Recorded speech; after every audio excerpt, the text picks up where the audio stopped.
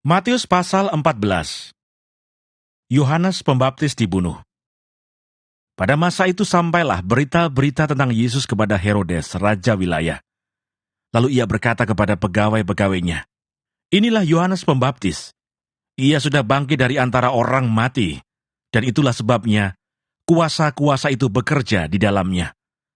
Sebab memang Herodes telah menyuruh menangkap Yohanes, membelenggunya, dan memenjarakannya, berhubung dengan peristiwa Herodias, istri Filipus saudaranya. Karena Yohanes pernah menegurnya, katanya, 'Tidak halal engkau mengambil Herodias.' Herodes ingin membunuhnya, tetapi ia takut akan orang banyak yang memandang Yohanes sebagai nabi. Tetapi pada hari ulang tahun Herodes, menarilah anak perempuan Herodias di tengah-tengah mereka, dan menyukakan hati Herodes. Sehingga Herodes bersumpah akan memberikan kepadanya apa saja yang dimintanya. Maka setelah dihasut oleh ibunya, anak perempuan itu berkata, 'Berikanlah aku di sini kepala Yohanes Pembaptis di sebuah talam.' Lalu sedihlah hati raja, tetapi karena sumpahnya dan karena tamu-tamunya, diperintahkannya juga untuk memberikannya. Disuruhnya memenggal kepala Yohanes di penjara, dan kepala Yohanes itu pun dibawa orang di sebuah talam, lalu diberikan kepada gadis itu, dan ia membawanya kepada ibunya. Kemudian datanglah murid-murid Yohanes Pembaptis mengambil mayatnya dan menguburkannya. Lalu pergilah mereka memberitahukannya kepada Yesus. Yesus memberi makan 5.000 orang. Setelah Yesus mendengar berita itu, menyingkirlah ia dari situ dan hendak mengasingkan diri dengan perahu ke tempat yang sunyi. Tetapi orang banyak mendengarnya dan mengikuti dia dengan mengambil jalan darat dari kota-kota mereka. Ketika Yesus mendarat, ia melihat orang banyak yang besar jumlahnya. Maka tergeraklah hatinya oleh belas kasihan kepada mereka, dan ia menyembuhkan mereka yang sakit. Menjelang malam, murid-muridnya datang kepadanya dan berkata, "Tempat ini sunyi, dan hari sudah mulai malam. Suruhlah orang banyak itu pergi supaya mereka dapat membeli makanan di desa-desa." Tetapi Yesus berkata kepada mereka, "Tidak perlu mereka pergi. Kamu harus memberi mereka makan."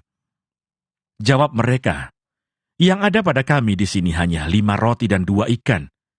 Yesus berkata, "Bawalah kemari kepadaku."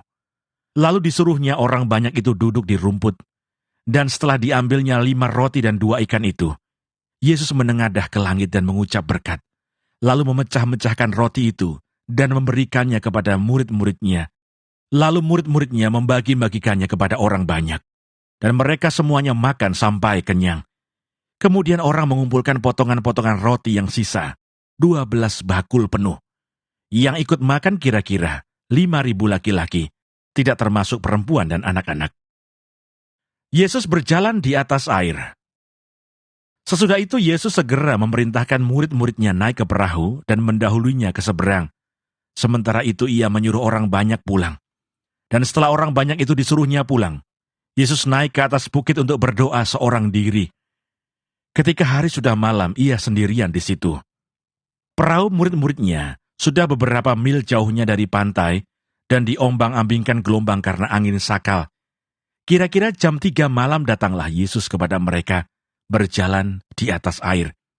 Ketika murid-muridnya melihat dia berjalan di atas air, mereka terkejut dan berseru, "Itu hantu!"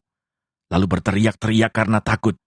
Tetapi segera Yesus berkata kepada mereka, "Tenanglah, aku ini. Jangan takut." Lalu Petrus berseru dan menjawab dia, "Tuhan, apabila engkau itu, suruhlah aku datang kepadamu berjalan di atas air." Kata Yesus, "Datanglah." Maka Petrus turun dari perahu dan berjalan di atas air mendapatkan Yesus. Tetapi ketika dirasanya tiupan angin, takutlah ia dan mulai tenggelam lalu berteriak, "Tuhan, tolonglah aku." Segera Yesus mengulurkan tangannya, memegang dia dan berkata, "Hai orang yang kurang percaya, mengapa engkau bimbang?" Lalu mereka naik ke perahu dan angin pun redalah. Dan orang-orang yang ada di perahu menyembah dia, katanya, "Sesungguhnya engkau anak Allah." Yesus menyembuhkan orang-orang sakit di Genesaret.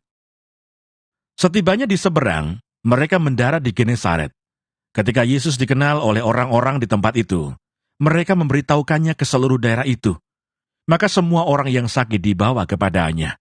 Mereka memohon supaya diperkenankan menjamah jumbai jubahnya, dan semua orang yang menjamahnya menjadi sembuh.